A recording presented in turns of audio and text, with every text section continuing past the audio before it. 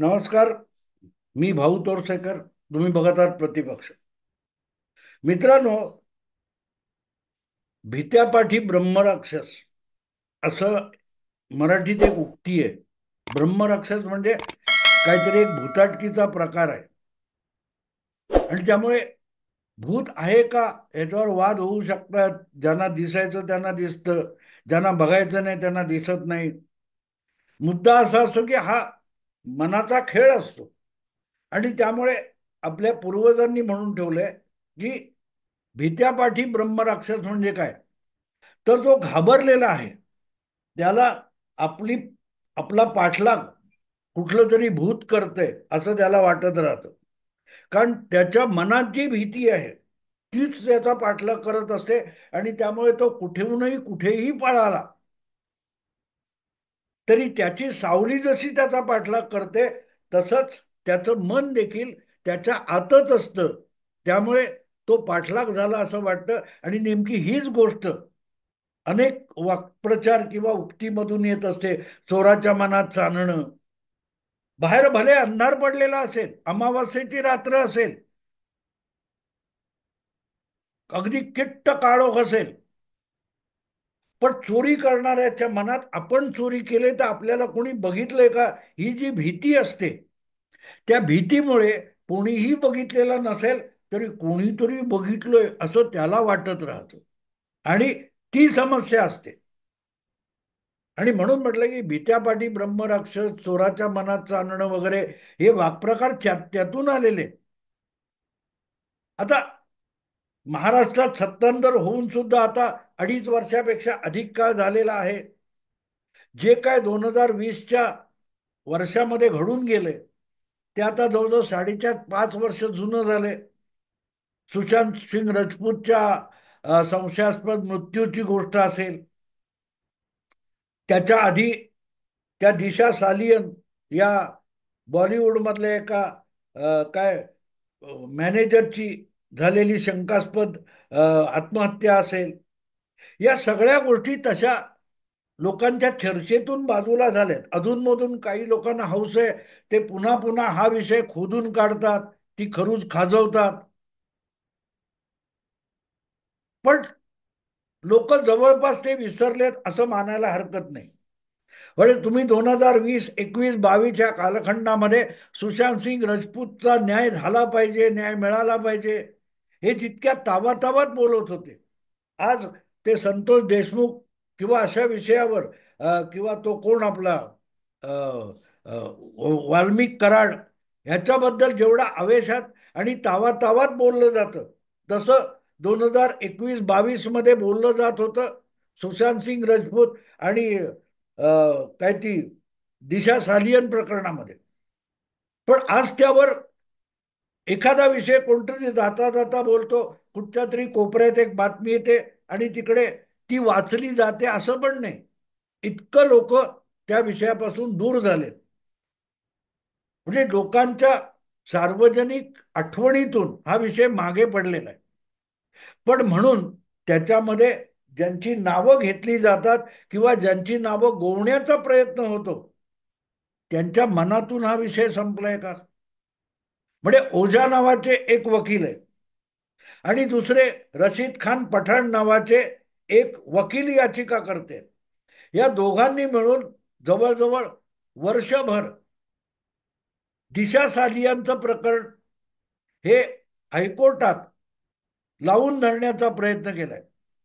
CBI किंवा महाराष्ट्र सरकारच्या तपास यंत्रणा आहेत, त्यांनी दिशा सालियनच्या शंकास्पद मृत्यूबद्दल किंवा आत्महत्येबद्दल अतिशय कसून तपासणी करावी. जे काय पुरावे नष्ट करण्याचा प्रयत्न झालाय ते पुरावे शोधून काढावेत. आणि ते शोधून काढण्यासाठी अमुक अमुक अमुक अमुक काही आधार आहेत, शंकेला जागा आहे, शंकेला वाव आहे, असं सांगत ही माणसं सातत्याने हायकोर्टात दिशा सालियन प्रकरणाचा बारकाईने तपास व्हावा म्हणून प्रयत्नशील आहेत. आणि ज्या वेळेला सगळ्यात पहिल्यांदा ह्या पठाण आणि ओझा यांची याचिका रिट पिटिशन हायकोर्टात दाखल झाला म्हणजे सादर करण्यात आला, दाखल झाला असं मी म्हणणार नाही.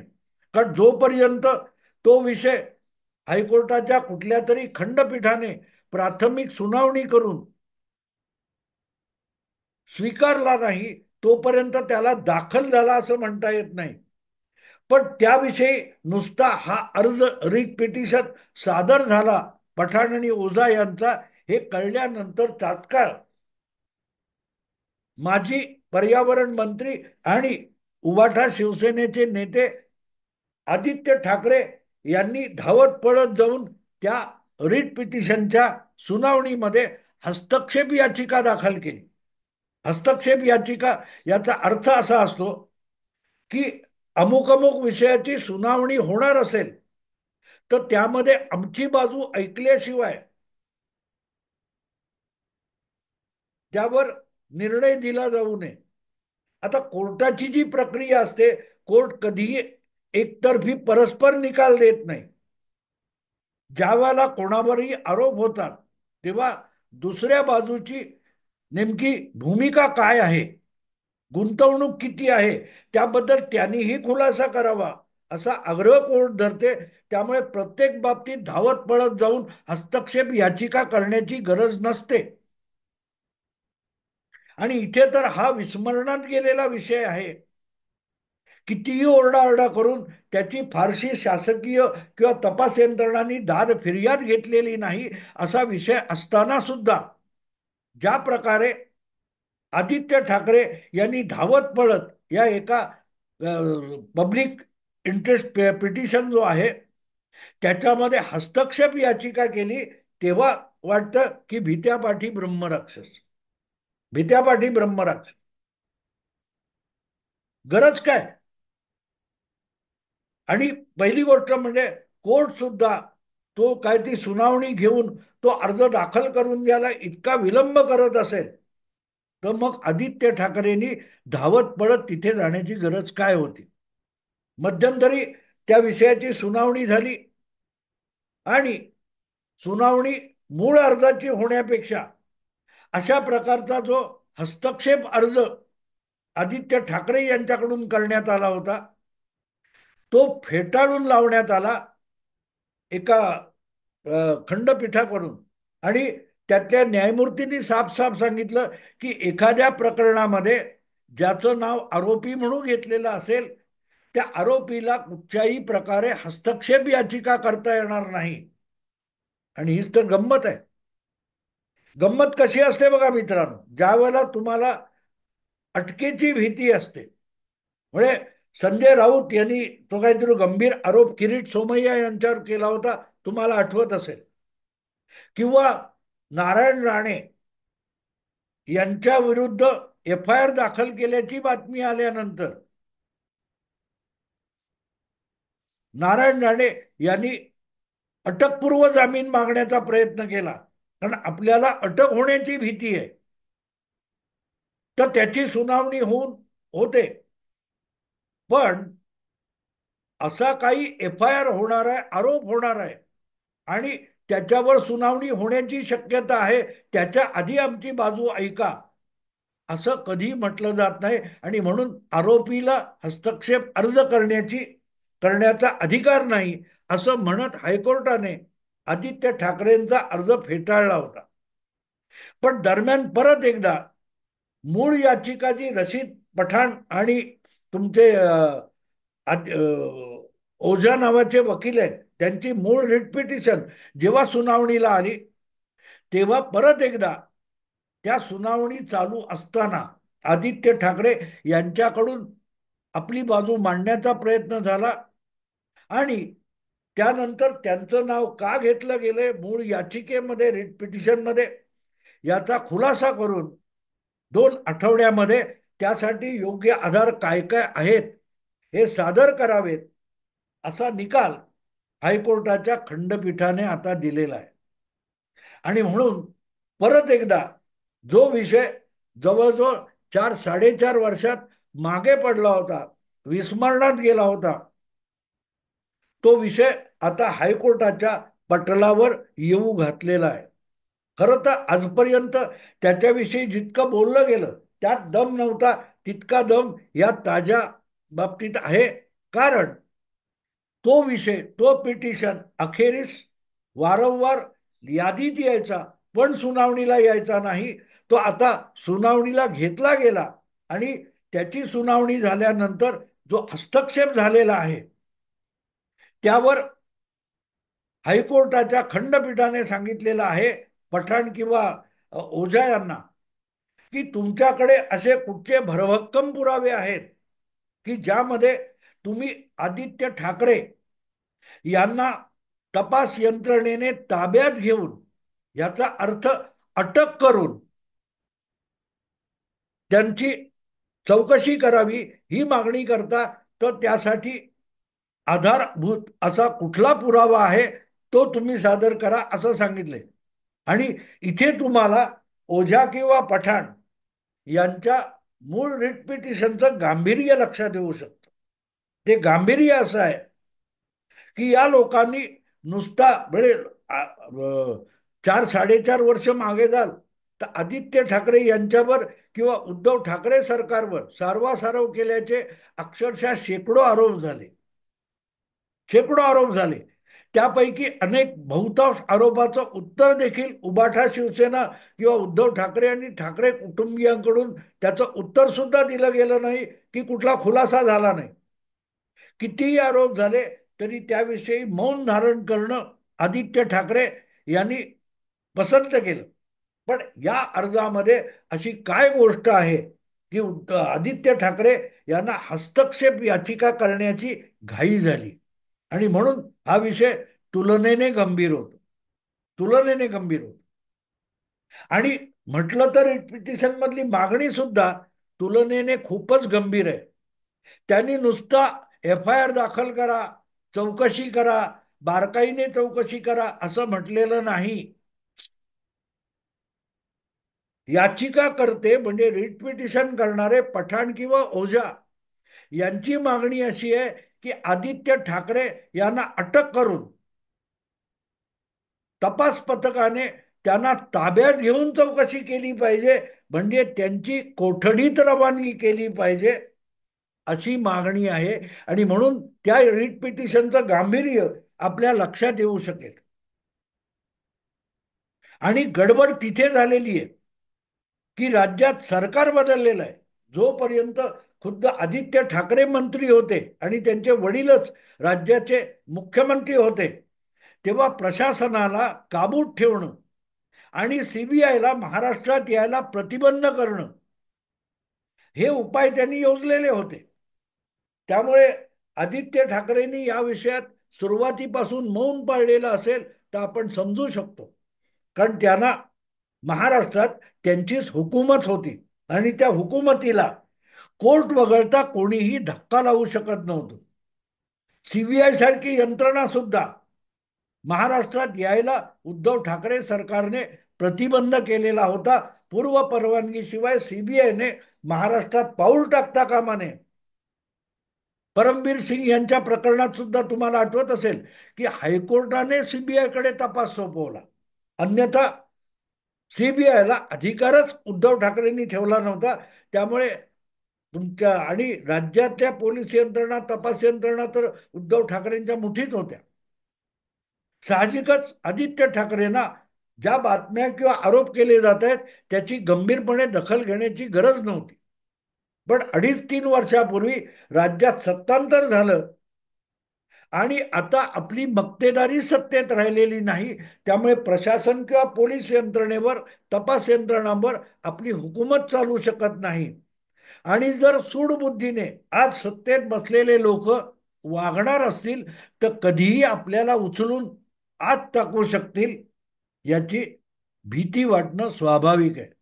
तुम्हाला आठवत असेल मित्रांनो, तर ईडी प्रकरणामध्ये तुरुंगात जवळजवळ 100 दिवस असलेले संजय राऊत जेव्हा जामीन मिळाल्यानंतर परतले होते, किंवा आत्ता मला वाटते सूरज चव्हाण नावाचे आदित्य ठाकरे यांचे अत्यंत निकटवर्तीय जे आहेत त्यांना जामीन मिळाला वर्षभरानंतर, तेव्हा या दोनही प्रकरणात हे आरोपी जामीन मिळवून परतले तेव्हा कलानगरच्या गेटपर्यंत धावत येत आदित्य ठाकरेंनी त्या दोघांना अक्षरशः आलिंगन देऊन त्यांचं स्वागत केलं होतं. आदित्य ठाकरे यांच्यासारख्या एका ठाकरे परिवाराच्या वारसाने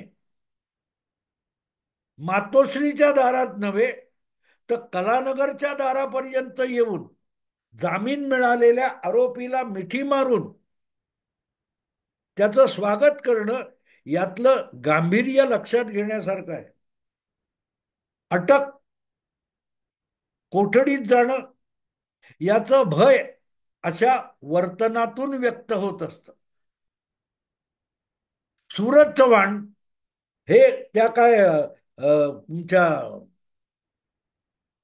खिचडी घोटाळा, करोना काळामध्ये जो खिचडी घोटाळा झाल्याचा आरोप आहे आणि त्याची चौकशी चालू आहे, त्या प्रकरणामध्ये सूरज चव्हाण याला अटक झाली होती आणि दीर्घकाळ तुरुंगात राहिल्यानंतर आत्ता जामीन मिळालाय. आणि तो ज्या आदित्य ठाकरेंचा निकटवर्ती आहे त्याला जामीन मिळाल्यानंतर त्याच्यापेक्षा आदित्य ठाकरेंनी सोडलेला सुस्कारा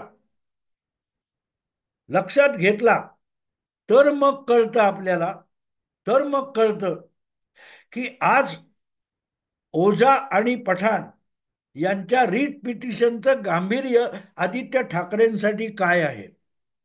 जे लोक संजय राऊत आणि सूरज चव्हाण यासारख्या आपल्या निकटवर्तीयांना वेगवेगळ्या आरोपात गुंतवून दीर्घकाळ कोठडीत ठेवू शकतात, त्यांनी मनात आणलं तर मग रशीद खान पठाण किंवा वकील ॲडव्होकेट ओझा यांच्या पिटिशनवरून आपल्यावर केवढी मोठी गदा कोसळू शकते यांनी आदित्य ठाकरेंना अस्वस्थ केलेलं असू शकतं, असा या त्या वर्तनाचा अर्थ आहे. आणि मग त्यातून हा हस्तक्षेप याचिकेचा विषय येतो, जो त्या सुनावणीमध्ये फेटाळला असताना परत जाऊन हस्तक्षेप करण्यात आला. त्याचा अर्थ म्हणून समजून घेतला पाहिजे. परत एकदा आदित्य ठाकरे हे हायकोर्टामध्ये दिशा सालियन प्रकरणामध्ये का धावले ते समजून घ्यायचं असेल तर कोर्टात झालेल्या सुनावणीपेक्षा सूरज चव्हाण या त्यांच्या निकटवर्तीयाच्या जामीन झाल्यानंतर धावत पळत त्याला कडाडून मिठी मारणं बघितलं पाहिजे. देहबोली, आजच्या कालखंडामध्ये देहबोली ही अतिशय महत्वाची असतं. देहबोलीबद्दल असं सांगतात की माणसाचं तोंड जितकं बोलतं त्याला बोली म्हणतात, पण माणसाच्या तोंडातून बाहेर पडणारे जे शब्द आहेत त्याच्या 10 पटीने त्याचं शरीर बोलत असतं, त्याच्या शरीराचे अवयव आणि हालचाली बोलत असतात. आणि म्हणून सूरज चव्हाण याला जामीन मिळाल्यानंतर कलानगरच्या गेटपर्यंत, प्रवेशद्वारापर्यंत त्याच्या स्वागताला धावलेले आदित्य ठाकरे हे बारकाईने बघितले पाहिजेत. किती घट्ट मिठी दोघांनी, चव्हाण आणि आदित्य यांनी एकमेकाला मारलेली घट्ट मिठी बघितली तर मग ओझा पठाण यांच्या रीट पिटिशनमध्ये आदित्य ठाकरे यांनी हस्तक्षेप करण्यामागची भीती लक्षात येऊ शकते. ती भीती ताब्यात घेऊन तपास या मागणीसाठी आहे. या दोघांची मागणी नुसती चौकशीची नाहीये. आदित्य ठाकरे यांना तपास यंत्रणेने ताब्यात घ्यावं आणि त्यांना कोठडीत घेऊन चौकशी करावी. म्हणजे आपल्याला कोठडीत जावं लागेल तर कोठडीत बंदिस्त राहणं महिनोन महिने किंवा काही आठवडे म्हणजे काय याची वेदना ज्यांनी प्रत्यक्षात भोगली ते संजय राऊत किंवा सूरज चव्हाण यांना आदित्य ठाकरेंनी मारलेली जी घट्ट मिठी आहे ती म्हणून बोलकी ठरते. देहबोली ही तिथे अधिक बोलकी होते. आणि म्हणून पुन्हा एकदा सालियन प्रकरणामध्ये आदित्य ठाकरे कोर्टात धाव का घेतात याचा आपल्याला थोडाफार उलगडा होऊ शकतो. मित्रांनो, आता इथेच थांबतो. आवडलं लाईक करा, शेअर करा आणि प्रतिपक्षाला सबस्क्राईब करा. नमस्कार.